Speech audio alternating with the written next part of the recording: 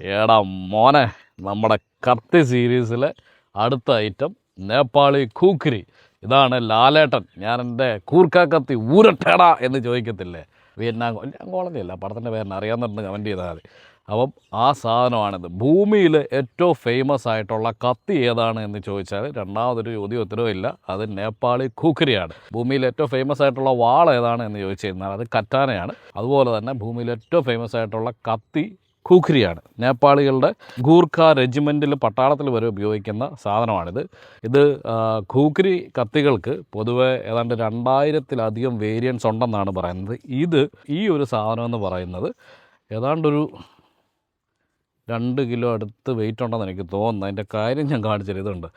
ഇത്രയും തിക്കായിട്ടുള്ള ഭയങ്കര കട്ടി. അത് നമ്മുടെ നാട്ടിലൊരു വെട്ടുകത്തിയേക്കാളും 2 തികച്ച് വരത്തില്ല, ഒരു 1 600 1 700 ആ വെയിറ്റ് ഇതിനെന്തായാലും ഉണ്ട്. പക്ഷേ നല്ല ഷാർപ്പാണ് കേട്ടോ, ഷേവ് ചെയ്യാൻ വരെ പറ്റുന്ന അളവിലുള്ള മൂർച്ചയുണ്ട്.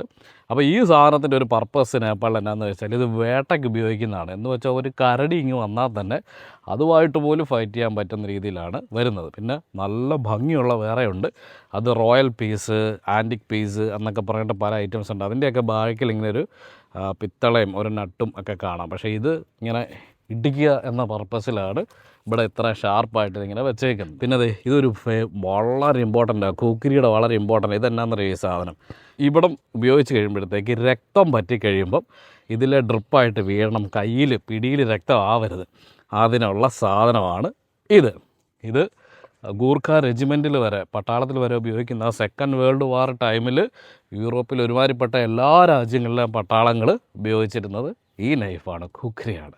ഇത് നിങ്ങൾക്ക് വേണോ, എവിടെ നിന്നാണ് കിട്ടുന്നതെന്ന് പറഞ്ഞു തരട്ടെ? ചോദിച്ചാൽ അത് പറഞ്ഞുതരാം.